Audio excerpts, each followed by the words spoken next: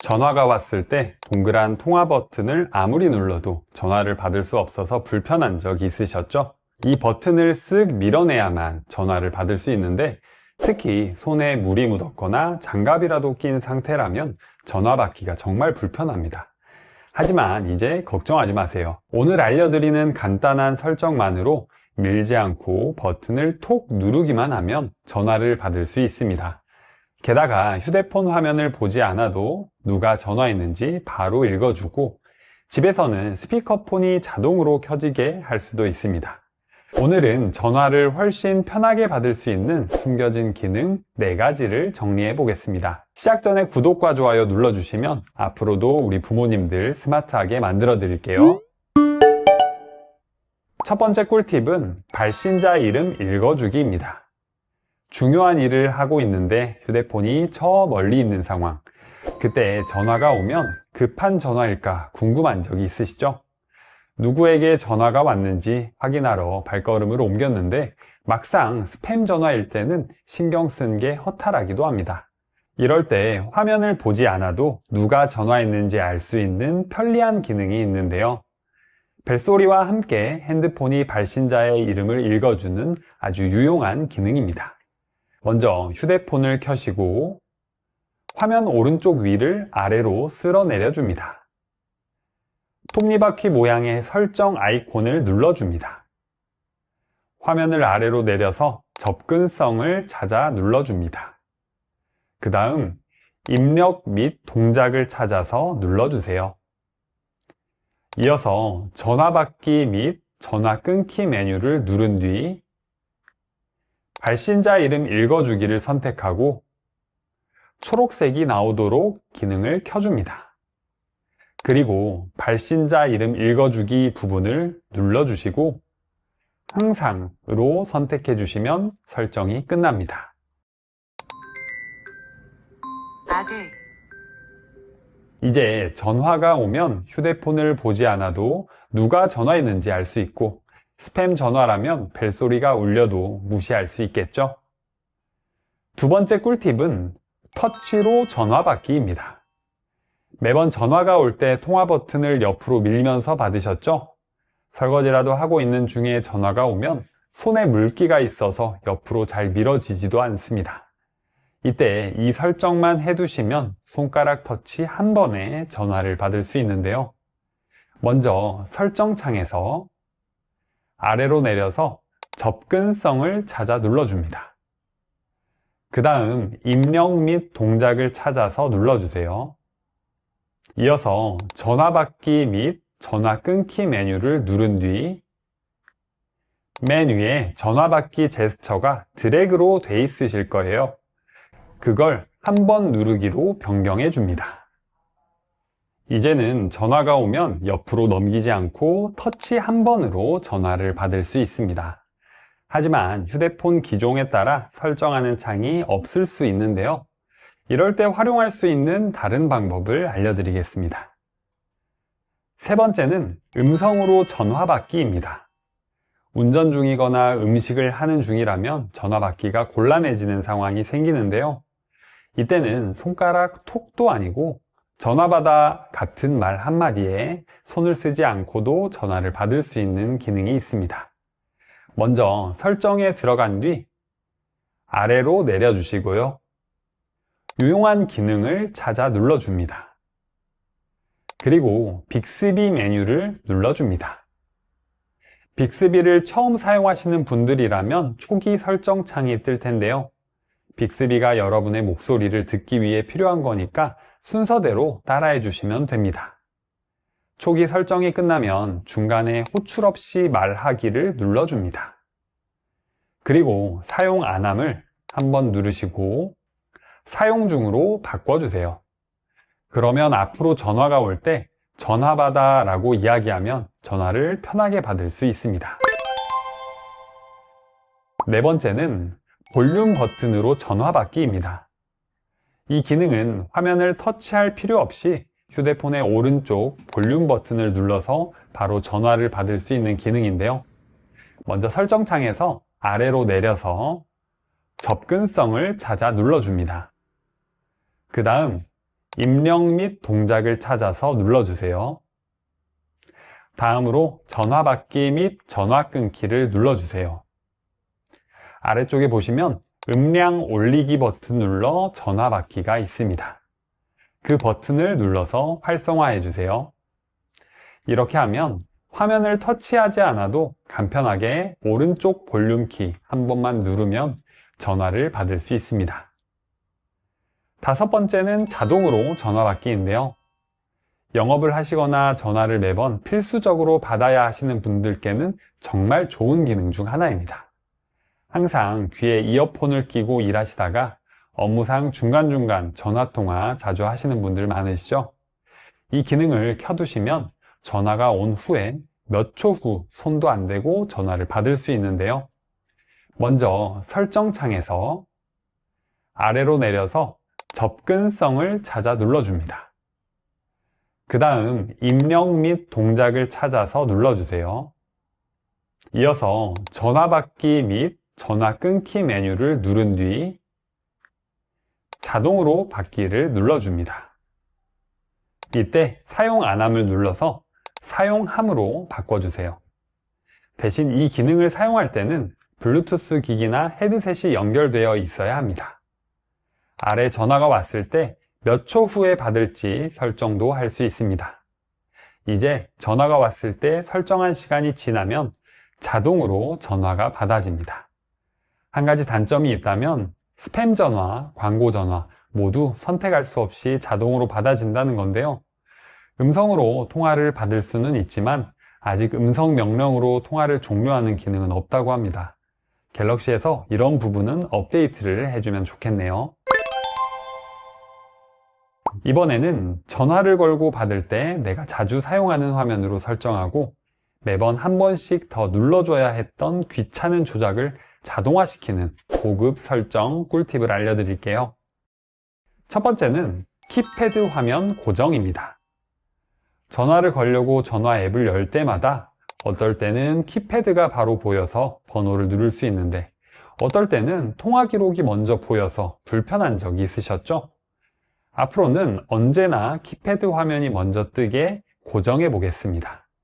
먼저 전화 앱을 열고 아래 메뉴 중 키패드를 눌러주세요. 그리고 오른쪽 위에 점 3개를 눌러주세요. 그러면 키패드 화면을 기본으로 사용이 보이시죠? 이걸 선택해 주세요. 이제 전화 앱을 열었을 때 키패드 화면이 고정되니까요. 번거롭게 여러 번 누르실 필요가 없습니다. 두 번째는 장소별 스피커폰 자동화입니다. 우리 부모님들 집에서는 통화할 때 스피커폰 자주 쓰시죠? 팔 아프게 들고 있지 않아도 되고 다른 일을 하면서 전화를 할 수 있기 때문에 집에서만큼은 저도 자주 사용하는데요. 그런데 집에서는 번거롭게 통화 버튼이나 스피커 버튼을 누를 필요 없이 자동으로 스피커가 켜지는 방법을 알려드릴게요.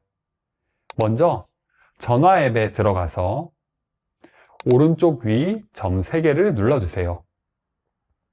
설정을 눌러주시고요. 밑으로 내려서 전화 받기 및 끊기 항목을 눌러주세요. 그 다음 스피커로 전화 받기 항목을 체크해 주세요.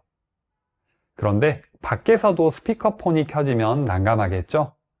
그래서 집을 벗어나서 집 와이파이 연결이 해제되면 자동으로 스피커폰이 꺼지도록 모드 및 루틴을 설정해 주겠습니다. 화면을 아래에서 위로 쓸어 올려 검색창에 모드라고 입력하시고 모드 및 루틴으로 들어가 주세요. 아래 루틴을 눌러주시고요. 오른쪽 맨 위에 있는 플러스 버튼을 누르고 이 루틴이 시작되는 조건 추가하기를 눌러줍니다. 조건은 아래로 내려 와이파이 네트워크를 선택하고 플러스 추가를 눌러 우리 집에 연결된 와이파이를 선택합니다. 그리고 아래에 연결이 해제되면 체크하고 완료를 눌러줍니다. 다음으로 이 루틴으로 실행할 동작 추가하기를 눌러줍니다. 검색창에 전화라고 입력하거나 전화 아이콘을 누르고 스피커로 전화 받기를 클릭해서 사용 안함으로 바꿔주시고 완료를 눌러주세요. 마지막으로 저장까지 누르고 루틴 이름에 알아보기 쉽게 스피커폰이라고 적어주고 완료를 눌러주세요. 이렇게만 설정하면 집에서 전화를 받으면 자동으로 스피커폰이 켜지고 밖에서는 걱정 없이 자동으로 꺼지게 설정이 끝났습니다. 초행길 버스에서 여기가 어디쯤인지 도대체 어디에서 내려야 할지 몰라 기사님께 물어본 적 있으시죠? 오늘 영상에는 스마트폰으로 버스 정류장을 확인하고 지하철 몇 번 출구로 가야 편하게 올라갈 수 있는지 부모님들이 꼭 사용하면 좋은 네이버 지도 기능 4가지를 알아보겠습니다. 시작 전에 구독과 좋아요 눌러주시면 우리 부모님들께 유용한 정보 많이 알려드릴게요.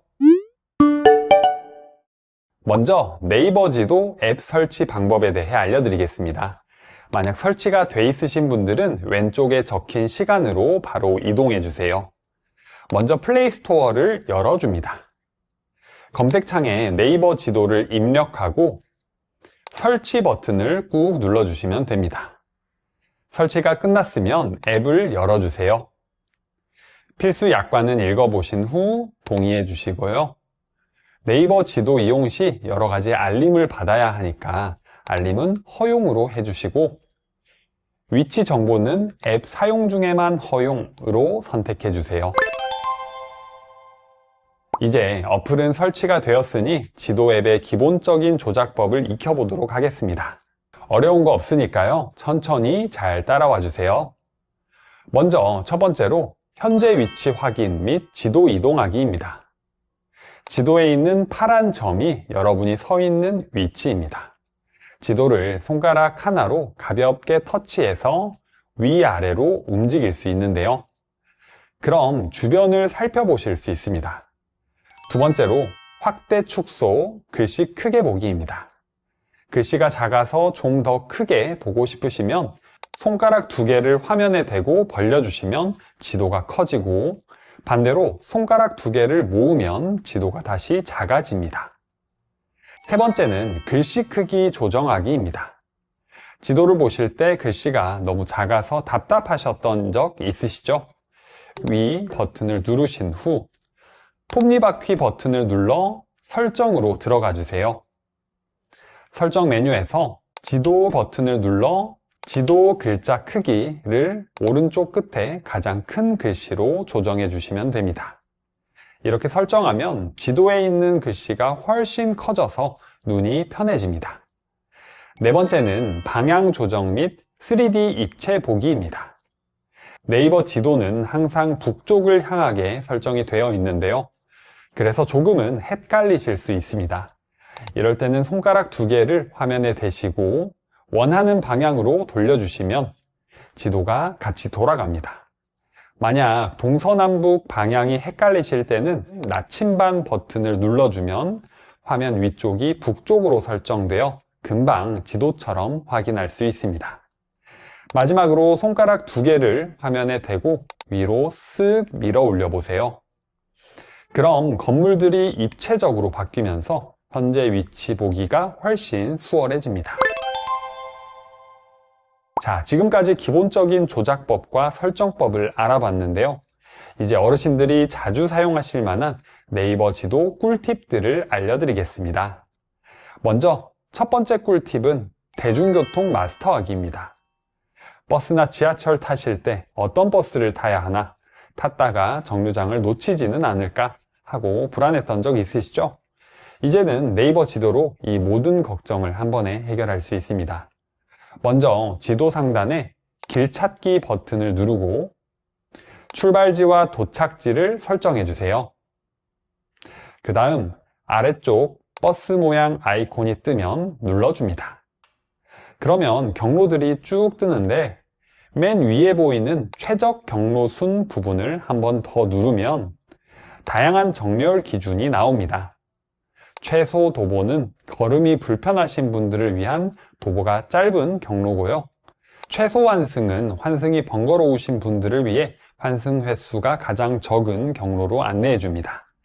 맨 아래 계단 회피를 한번 클릭해서 ON으로 켜두시면 엘리베이터나 에스컬레이터가 있는 길로 안내해 줍니다. 모두 설정하셨다면 경로 하나를 선택하신 후 경로 밑에 바로 안내 시작을 눌러줍니다. 그럼 길 안내가 시작되는데요.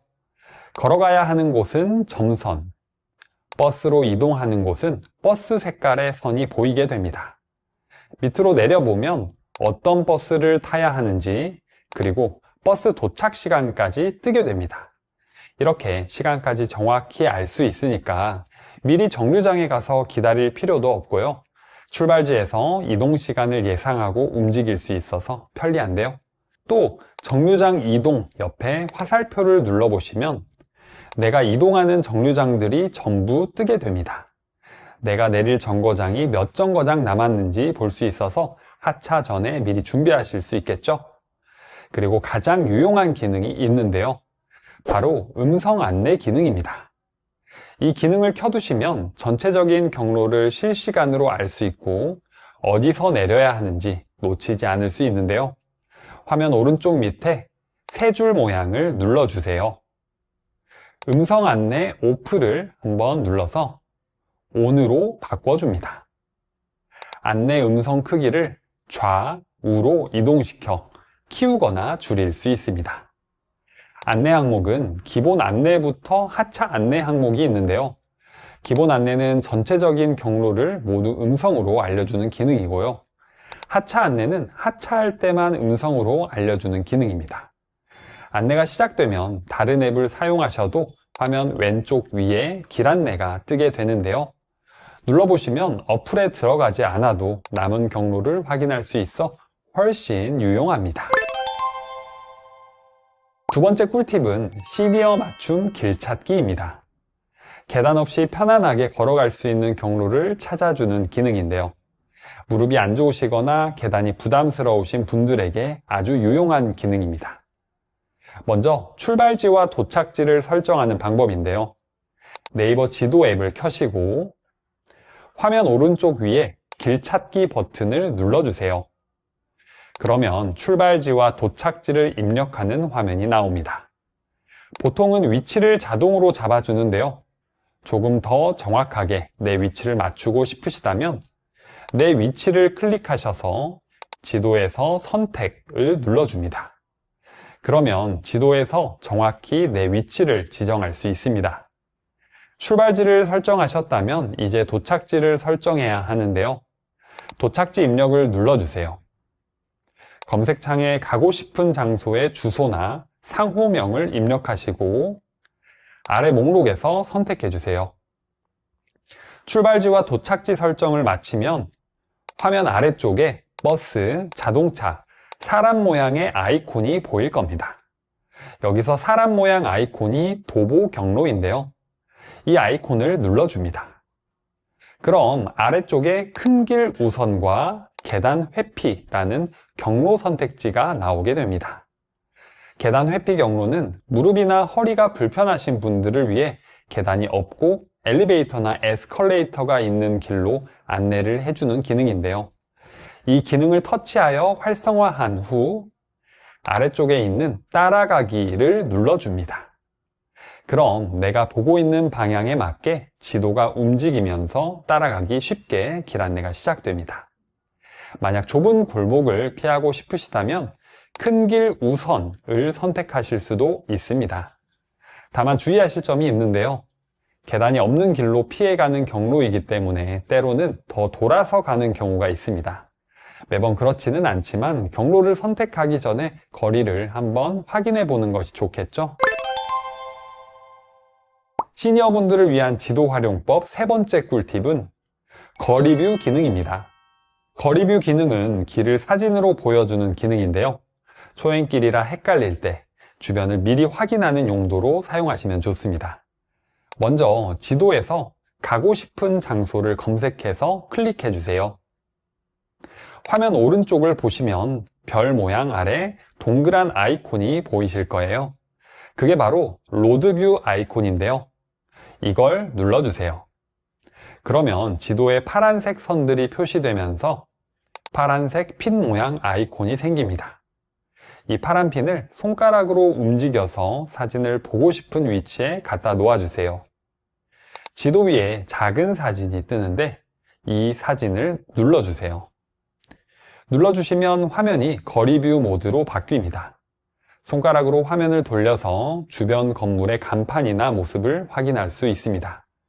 또 화면 위를 톡톡 누르면 앞으로 이동하며 길을 따라가 볼 수도 있는데요.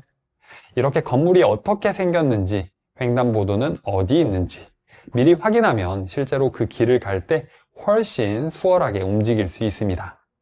다 확인하셨다면 오른쪽 위에 있는 X 버튼을 눌러 원래 지도 화면으로 돌아가시면 됩니다.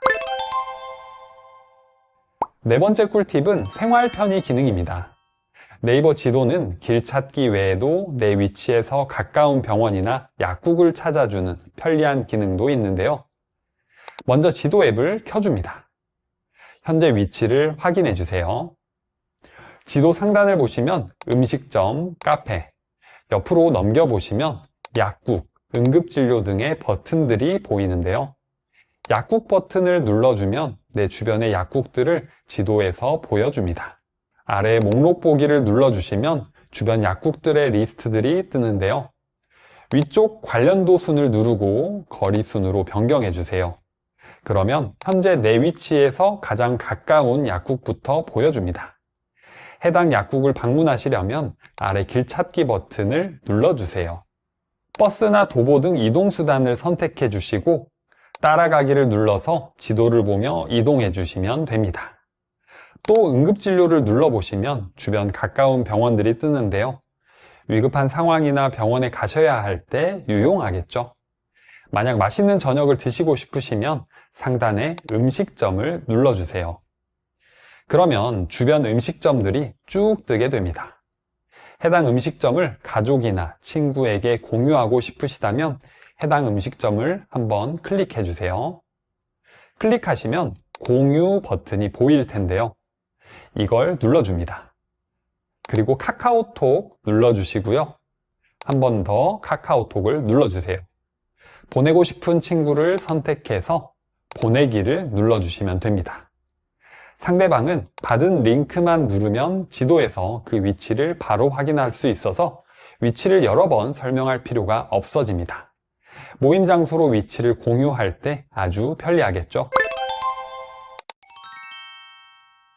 아직도 팔 아프게 손가락으로 꾹꾹 눌러가며 문자를 보내시나요? 삼성 갤럭시 폰에 이미 들어있는 이 기능 모르고 안 쓰시면 정말 손해보는 겁니다. 가뜩이나 작은 키보드로 오타내고 손목 아프고 시간만 잡아먹는데 이 버튼 하나만 누르면 해결됩니다. 오늘 이 영상 딱 5분만 보시면 앞으로 손 아프게 문자 보내는 일이 줄어드실 거예요. 시작 전에 구독과 좋아요 눌러주시면 생활에 도움이 되는 정보를 꾸준히 보내드릴게요.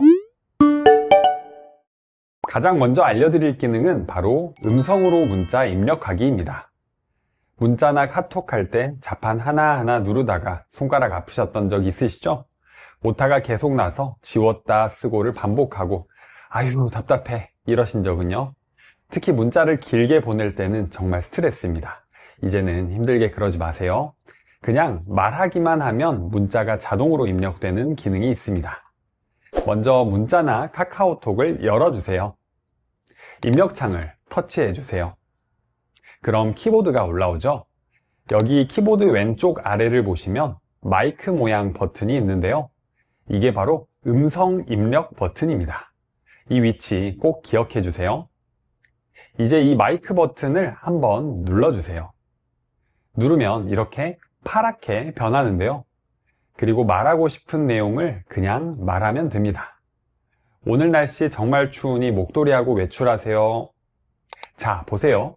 제가 말한 대로 그대로 입력됐죠? 신기하지 않으세요? 손가락 하나 안 썼는데 이렇게 긴 문장이 띄어쓰기, 맞춤법까지 완벽하게 들어갔습니다. 긴 문장을 말할 때는 물음표나 마침표까지 자동으로 붙는데요. 하지만 짧은 말, 예를 들어 오늘 뭐 해? 같은 건 물음표가 자동으로 안 붙을 수 있어요. 그럴 땐 키보드로 직접 물음표를 눌러주시면 됩니다. 물음표 치려고 할 때마다 어디 있더라 하면서 기호 버튼 눌러서 찾으셨죠? 한두 번도 아니고 맨날 이러다 보니 번거롭던 적 많으실 거예요. 저도 그랬는데요. 그래서 이 방법을 꼭 알려드리고 싶었습니다. 아무래도 물음표는 자주 쓰다 보니 메인 키보드에 배치하는 게 좋겠죠?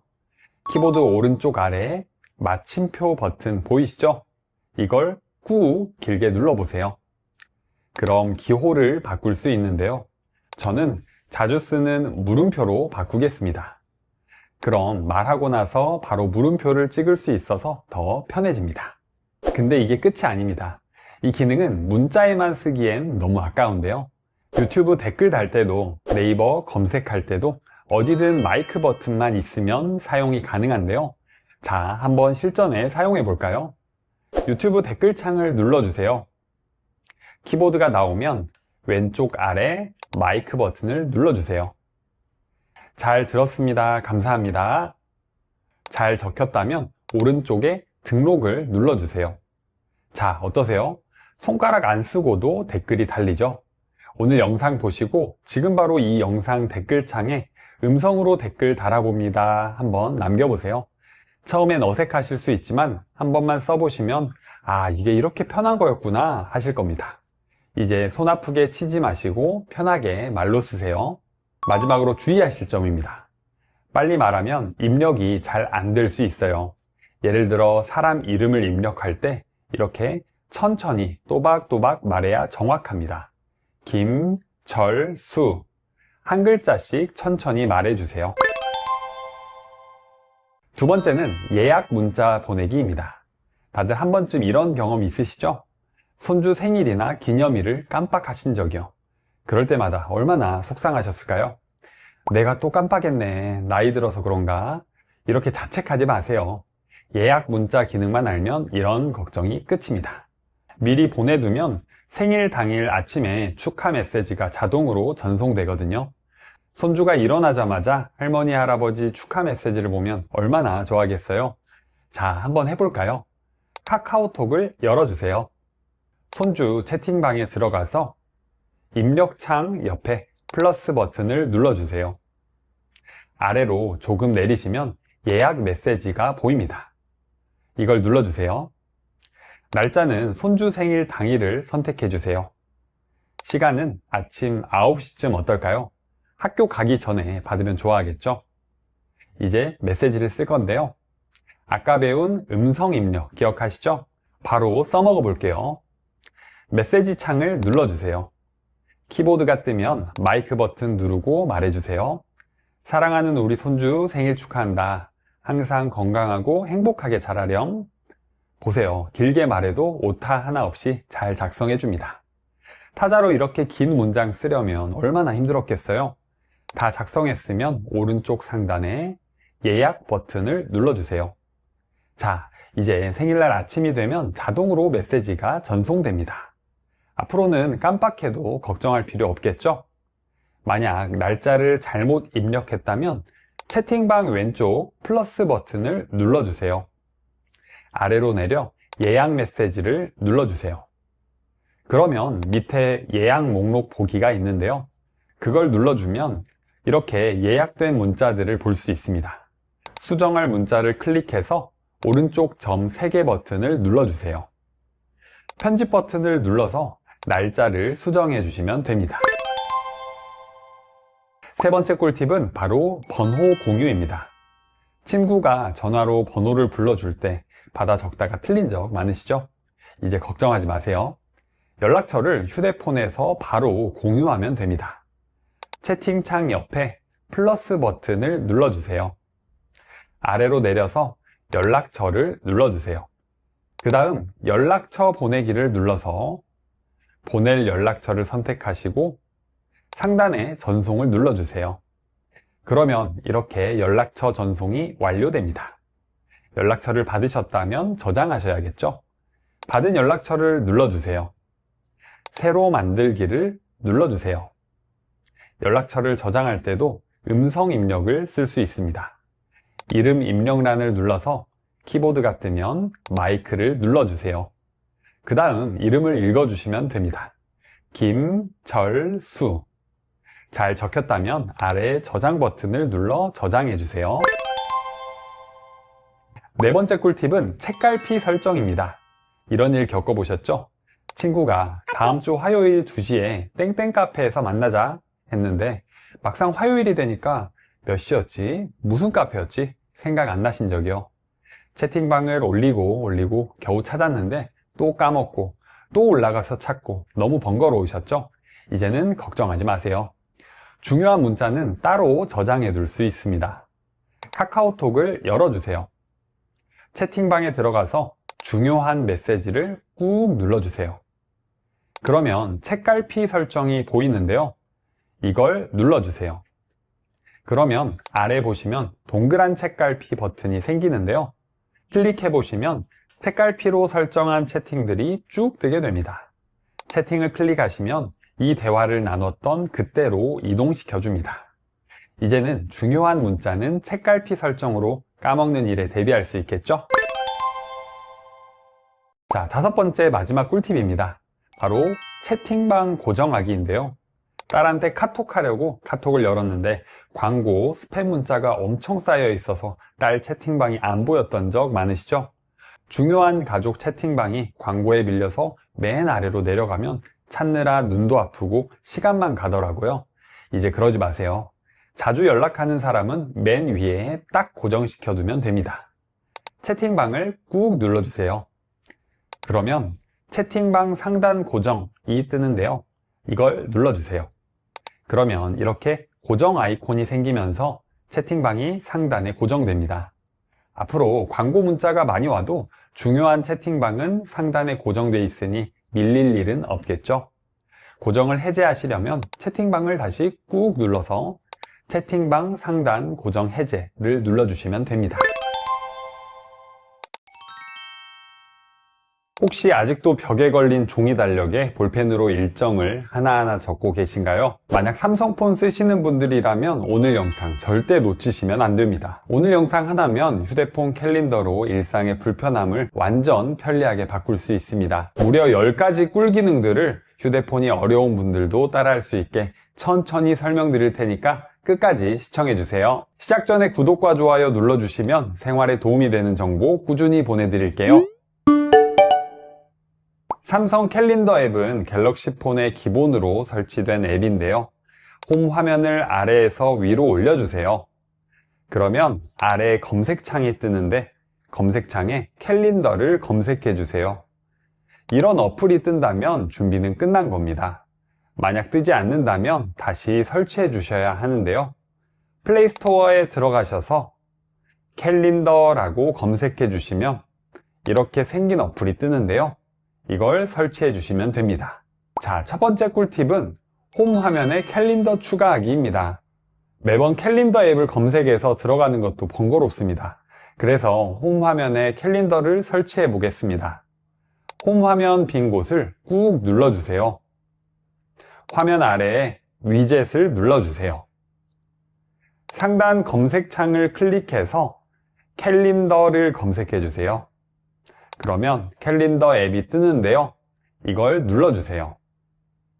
그러면 이렇게 다양한 모양의 캘린더들이 뜨는데요. 마음에 드는 캘린더를 골라주시면 됩니다. 저는 한 달 전체가 보이는 캘린더가 보기 편하더라고요. 이걸 선택해 보겠습니다. 그 다음 추가를 눌러주세요. 그러면 이렇게 홈 화면에 달력이 추가됩니다. 두 번째 꿀팁은 글자 크기 변경입니다.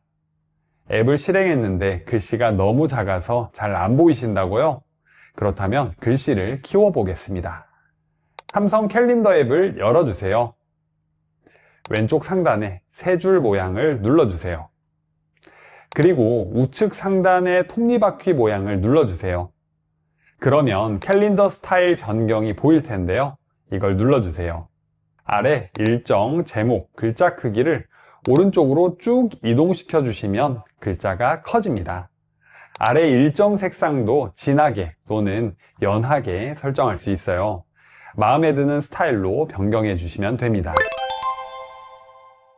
세 번째 꿀팁은 뷰 모드입니다. 삼성 캘린더는 상황에 따라 5가지 방식으로 볼 수 있는데요. 좌측 상단에 줄 3개 버튼을 눌러주세요.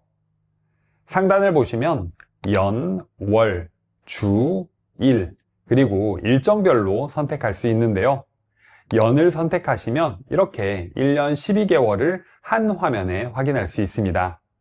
언제 명절인지, 연휴는 언제인지 한눈에 확인하기 쉽겠죠? 주를 눌러보시면 이번 주 7일을 시간대별로 자세히 보여줍니다. 시간 단위로 스케줄이 빽빽한 분들에게 최적이겠네요. 그리고 가장 많이 쓰는 뷰입니다. 바로 월간 뷰인데요. 달력 형태로 한 달을 보여줍니다. 각자 원하는 뷰 모드를 선택하셔서 사용해 보세요. 자, 이제 본격적으로 일정을 등록해 볼 시간입니다. 일정 등록 그냥 날짜 누르고 제목 쓰면 되는 거 아니야? 맞습니다. 그런데 여러분, 더욱 빠르게 일정 등록하는 꿀팁까지 알려드릴게요. 지금부터 알려드리는 방법들은 집중하셔야 합니다. 익혀두시면 매번 귀찮았던 일정 정리가 정말 쉬워지거든요. 네 번째 꿀팁은 기본 일정 등록입니다. 먼저 가장 기본적인 방법부터 알려드릴게요. 이 기본 일정 등록 방법은 후에 나오는 꿀팁들에도 쓰이니까 꼭 시청해주세요. 캘린더 앱을 열어주세요. 오른쪽 하단에 보이는 동그란 플러스 버튼을 눌러줍니다. 그러면 일정을 입력하는 화면이 뜨는데요. 만약에 치과 일정이 있다면 제목에는 치과 예약 적어주시고요. 아래 날짜를 클릭하셔서 날짜를 정해주시고 아래 시간을 눌러서 일정 시작 시간과 끝나는 시간을 선택해 주시면 됩니다. 아래 장소를 클릭하시면 오른쪽 지도가 뜨는데요. 지도를 눌러서 방문하는 위치를 선택해 주시면 됩니다. 그리고 아래에 알림을 눌러보시면 이 일정을 언제 알려줄지 정할 수 있습니다. 반복은 매주, 매달, 매년 이 일정을 반복할지 선택할 수 있고요. 모두 선택하셨다면 아래 저장 버튼을 눌러 저장해 주시면 완료됩니다.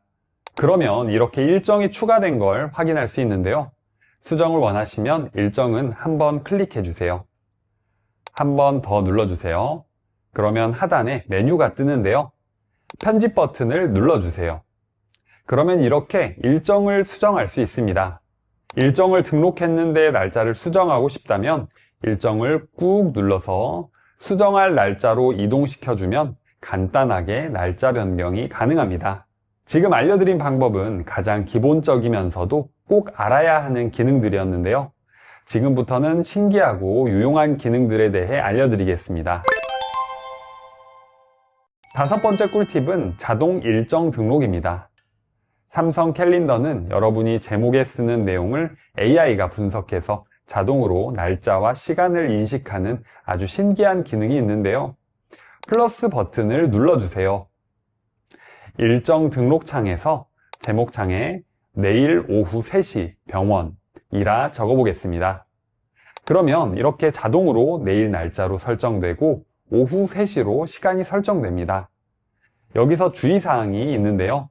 AI가 글자를 분석하는 시간이 필요하기 때문에 입력하고 나서 1초에서 2초 정도 기다려주세요. 그리고 자동으로 설정된 내용이 맞는지 꼭 한번 확인해 주시고 저장 버튼을 눌러주세요. 이 기능 하나만 알아도 일정 등록 시간이 반으로 줄어듭니다. 정말 편하니까 꼭 써보세요. 여섯 번째 꿀팁은 음성 일정 등록입니다. 타자 치는 게 너무 불편해요. 손가락이 아파서 오래 못 써요. 이런 분들 걱정하지 마세요. 지금부터 음성으로 일정을 입력하는 방법에 대해서 알려드릴게요. 음성 입력 방법은 총 2가지가 있는데요. 첫 번째로 기본 음성 입력입니다. 일정 제목을 입력하는 칸을 클릭하면 키보드가 올라오죠. 키보드 왼쪽 하단을 보시면 마이크 모양 아이콘이 있습니다. 이 마이크를 눌러서 파랗게 켜지면 말씀해 주세요. 금요일 오후 2시 치과 예약. 그러면 말한 내용이 글자로 변환되어 입력되고 아까 배운 자동 입력 기능까지 작동해서 날짜와 시간이 자동으로 설정됩니다. 두 번째는 빅스비 사용하기입니다. 먼저 빅스비부터 설정해 보겠습니다. 바탕화면을 위에서 아래로 쓸어내린 뒤 우측 상단에 톱니바퀴 버튼을 눌러주세요. 아래로 쭉 내려서 유용한 기능을 눌러주세요. 빅스비 눌러줍니다. 목소리 등록을 눌러서 다음을 누르고 적혀있는 문장을 읽어서 목소리 설정을 완료해 주세요. 이제 말해 보겠습니다. 빅스비 이번 주 토요일 오후 1시에 수영 일정 추가해줘. 저장을 누르면 간편하게 일정을 추가할 수 있습니다. 이렇게 음성으로 일정을 추가했는데요. 캘린더 앱에 들어가 보면 토요일 오후 1시에 수영 일정이 추가되어 있는 걸 확인할 수 있습니다. 7번째 꿀팁은 사진, 문자, 자동 인식 기능입니다. 이 기능은 정말 신기한데요. 요즘 스마트폰이 얼마나 똑똑한지 보여드리겠습니다. 예를 들어 친구한테 청첩장 사진을 카톡으로 받았다고 해볼게요. 사진 앱을 열어서 청첩장 사진을 열어주세요. 그러면 아래 T 버튼이 보이실 거예요. 이걸 눌러주세요. 그 다음 날짜와 시간이 적힌 부분을 꾹 눌러주세요. 그러면 선택된 글자 양쪽에 파란 원형이 생기면서 글자를 선택할 수 있게 되는데요. 이걸 잡아서 날짜와 약속 장소를 선택해 주세요. 선택하셨다면 아래 공유 버튼이 뜰 텐데요. 이걸 눌러주세요.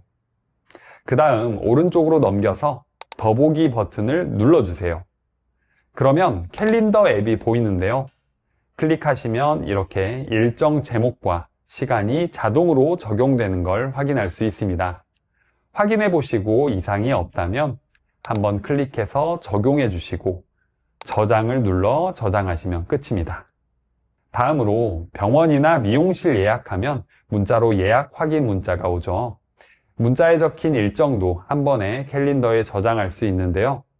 문자 메시지를 열어주세요. 예약 정보가 포함된 문자를 눌러주세요. 그러면 하단에 일정 추가 버튼이 자동으로 생깁니다. 이 버튼을 눌러서 캘린더를 선택해 주세요. 그러면 이렇게 문자 속의 정보가 자동으로 캘린더 일정으로 추가됩니다. 병원 예약 문자나 결혼식 청첩장 사진, 택배 도착 예정 안내 문자 등에 사용하시면 유용하겠죠? 주의하실 점이 있습니다. 모든 사진이나 문자에서 다 되는 건 아니에요. 날짜와 시간이 명확하게 적혀 있어야 인식이 잘 됩니다. 저는 주로 자동 입력 기능을 많이 쓰고 손이 바쁠 땐 음성 입력 기능을 쓰는데요. 여러분도 상황에 맞게 편한 방법을 골라서 쓰시면 됩니다. 이 기능은 특히 우리 시니어분들에게 정말 유용한 기능입니다. 바로 음력 일정 설정하기인데요. 우리나라는 아직 음력 문화가 남아있죠. 어르신들 생신은 대부분 음력이고 대부분 제사도 음력으로 지냅니다. 그런데 문제가 뭐냐면요. 음력은 매년 양력 날짜가 바뀝니다. 혹시 이런 경험 있으신가요? 어머니 생신이 음력 7월 5일인데 올해는 양력으로 며칠이지? 제사가 음력 9월 7일인데 양력으로는 언젠지 매번 인터넷으로 찾아봐야 되네. 이제 이런 걱정 안 하셔도 됩니다. 음력 날짜를 한 번만 등록해두면 평생 자동으로 양력으로 표시되는 마법 같은 기능을 알려드릴게요. 어머니 생신을 등록한다고 해보겠습니다. 음력 7월 5일이 생신이면 플러스 버튼을 눌러서 새 일정을 만들어주세요. 자, 제목을 적어주시고 날짜를 눌러주세요. 그러면 달력이 나오죠? 달력 상단에 양력, 음력 버튼이 보이시나요? 이 버튼을 한번 눌러서 음력으로 바꿔주세요. 달력이 음력으로 바뀌면 달력에서 음력 생일을 선택해 주시면 됩니다. 생일은 매년 돌아오기 때문에 매년 반복 알람 설정을 해볼 건데요. 화면을 아래로 내려서 반복 안함을 찾아 눌러주세요. 아래 1년마다를 선택해 주시고 뒤로 가기를 눌러서 저장해 주시면 설정이 완료됩니다. 그러면 이렇게 매년 자동으로 양력 날짜를 계산해서 알려줍니다. 그래도 생일 하루 전날 알고 있어야 선물도 준비하고 그러겠죠? 생일 전날에 알려주도록 알림을 설정해 보겠습니다. 일정을 클릭해서 들어가 주세요. 종 아이콘을 눌러주세요. 보통 10분 전으로 설정되어 있을 겁니다. 이걸 1일 전으로 변경해 주세요. 그리고 뒤로 가기를 눌러서 저장을 눌러주시는데요. 저장을 누르면 이런 창이 뜰 겁니다. 방금 설정한 알람을 매년 생일마다 울리게 해주는 기능인데요. 연관된 모든 일정을 선택해 주시면 앞으로 매년 생일 하루 전날 알림을 받아보실 수 있습니다. 정말 유용한 기능 하나 더 알려드리겠습니다. 바로 캘린더에 날씨 표기하기인데요. 이번 주말 등산 가려고 하는데 날씨가 좋으려나 걱정하셨죠? 이제 날씨 걱정 안 하셔도 됩니다. 캘린더에서 등산 일정을 확인하시고 그날의 날씨를 확인할 수 있거든요. 캘린더 앱 왼쪽 상단에 세 줄 버튼을 눌러주세요. 오른쪽 상단 톱니바퀴 모양을 눌러주세요. 그러면 날씨 정보 표시 메뉴 찾기가 있는데요. 이걸 한번 클릭해서 켜주시면 됩니다. 그러면 캘린더에 각 날짜마다 날씨 아이콘이 표시됩니다. 야외 일정을 계획할 때, 운동을 계획할 때, 여행 계획할 때, 이럴 때 참 유용하겠죠? 마지막 꿀팁은 검색 기능입니다. 혹시 이런 적 있으시죠? 작년에 그 병원 언제 갔더라? 기록 남겨뒀는데 친구 생일이 며칠이었지? 분명 입력해뒀는데 이렇게 캘린더를 하염없이 찾으셨을 거예요. 이제 그럴 필요 없습니다. 검색만 하면 찾아주는 기능이 있거든요. 캘린더 앱 상단 오른쪽에 돋보기 아이콘이 보이시나요? 이게 바로 검색 기능입니다. 눌러주시면 이렇게 검색창이 뜨는데요. 여기에 찾고 싶은 일정의 제목을 입력해 주세요. 예를 들어 병원, 생일, 여행 등 입력하는 즉시 관련 일정들이 쭉 나타납니다. 과거 일정도 전부 검색이 되니까 잊어버리셨더라도 이제 걱정 안 하셔도 되겠죠? 자, 지금까지 삼성 캘린더의 거의 모든 기능을 배웠는데요. 실제로 사용하다 보면 이게 왜 안 되지? 하는 순간들이 있습니다. 알림이 안 울려요. 일정이 갑자기 사라졌어요. 새 휴대폰으로 바꿨는데 일정이 안 옮겨졌어요. 이런 문제들 정말 당황스러우실 텐데요. 마지막으로 자주 발생하는 문제들의 해결법을 알려드리고 지금까지 배운 모든 내용을 깔끔하게 정리하면서 마무리하겠습니다. 마지막까지 집중해 주세요. 가장 많이 받는 질문들과 해결법을 정리했습니다. 첫 번째 질문입니다. 알림이 안 울려요. 알림이 안 울리신다면 세 가지를 체크해 주세요. 첫 번째, 일정에 알림이 설정되어 있나요? 일정을 열어서 벨 모양 알림창을 열어줍니다. 알림이 꺼져 있다면 켜주시고 아래에서 언제 울릴지 설정해 주시고 뒤로 가기를 눌러서 저장을 눌러주세요. 두 번째는 앱 알림 권한 확인입니다. 바탕화면에서 화면을 위에서 아래로 내려주세요. 오른쪽 상단에 톱니바퀴 모양을 눌러주시고 알림 메뉴를 눌러주세요. 앱 알림을 눌러서 아래로 내려 캘린더를 찾아주세요. 알림 허용이 꺼져 있다면 한번 클릭해서 켜주세요. 세 번째로 방해금지 모드 확인하기입니다. 방해금지 모드가 켜져 있으면 알림이 안 울릴 수 있는데요. 화면을 위에서 아래로 내려주세요. 방해금지 모드가 켜져 있으면 한번 눌러서 꺼주세요. 자, 두 번째 질문입니다. 일정이 사라졌는데 어떻게 하죠? 가장 흔한 원인은 왼쪽 세 개 줄 아이콘을 눌러주세요. 우측 상단에 톱니바퀴 버튼을 눌러주세요. 아래에 캘린더 관리를 눌러주세요. 상단 내 휴대전화 오른쪽에 체크박스가 꺼져 있지 않나요? 이러면 내 캘린더의 일정들이 안 보입니다. 체크하면 이렇게 돌아옵니다. 세 번째 질문입니다. 휴대폰 바꿀 때 일정도 옮기고 싶은데 방법이 있을까요? 네, 가능합니다. 먼저 설정으로 들어가 주세요. 아래로 내려서 계정 및 백업을 눌러주세요. 삼성 클라우드 항목에 데이터 백업을 선택해 주세요. 캘린더를 한번 눌러서 켜주시고 아래 지금 백업을 눌러주세요. 완료를 눌러주시면 앞으로 삼성 클라우드에 캘린더가 저장되면서 휴대폰을 바꿔도 이상 없이 캘린더 일정들도 모두 옮길 수 있습니다. 이것만 누르면 1초 만에 통역이 끝납니다. 해외여행 가셨을 때 외국인 앞에서 입이 안 떨어진 경험 다들 한 번씩 있으시죠? 말이 안 통하니까 가이드만 쫓아다니셨던 적 있으실 거예요. 이제는 그러실 필요 없습니다. 오늘은 전 세계 여행객들의 필수템, 바로 구글 번역기에 대해 알려드리겠습니다. 이 영상 한 개만 보시면 이제는 외국어를 못해도 일본, 중국, 미국, 세계 어디든지 혼자서도 자신 있게 다녀오실 수 있습니다. 자, 먼저 구글 번역기 설치부터 해야겠죠? 설치 방법부터 알려드리겠습니다. 갤럭시 폰을 사용하시는 분들은 플레이 스토어를 열어주시고요. 아이폰을 사용하시는 분들이라면 앱 스토어를 열어주세요. 열어주셨다면 아래 검색을 눌러주세요. 상단 검색창에 구글 번역기를 검색해 줍니다. 그러면 상단에 구글 번역 어플이 뜰 텐데요. 오른쪽에 설치 버튼을 눌러주세요. 조금만 기다려 주시면 설치가 완료됩니다. 완료되면 왼쪽에 열기 버튼이 생길 거예요. 이걸 눌러주세요. 그러면 이렇게 어플이 열립니다. 자, 설치하셨으면 본격적으로 사용하기 전에 준비해 주셔야 할 게 있는데요. 바로 언어팩 다운로드입니다. 언어팩이 뭐냐면요, 번역 정보를 미리 휴대폰에 저장하는 건데요. 이걸 받아두셔야만 인터넷이 없어도 번역기를 사용하실 수 있습니다.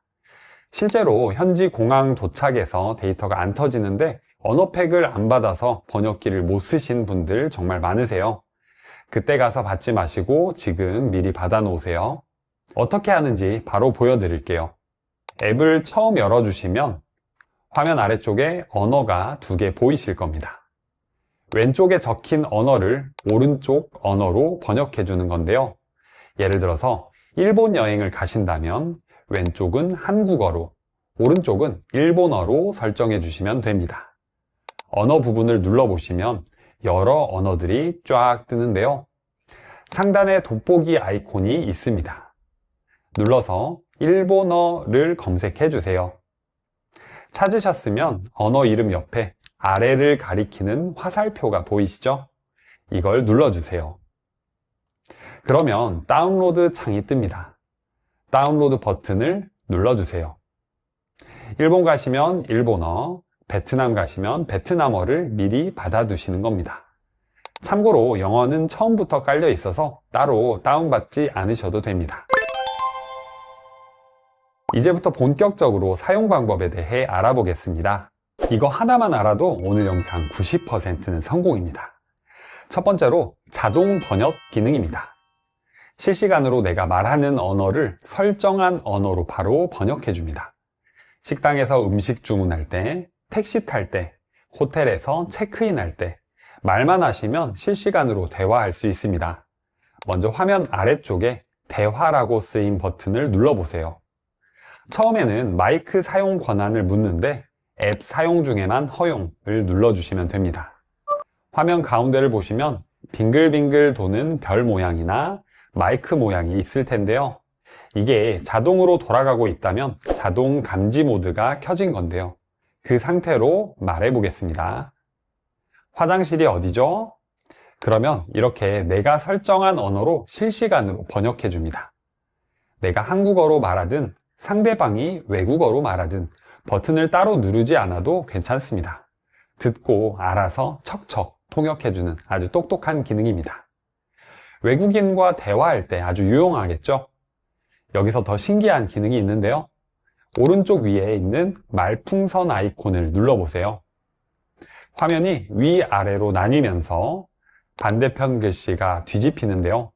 이건 대면 모드라고 해서 스마트폰을 가운데 두고 서로 마주보며 편하게 대화할 수 있는 기능입니다.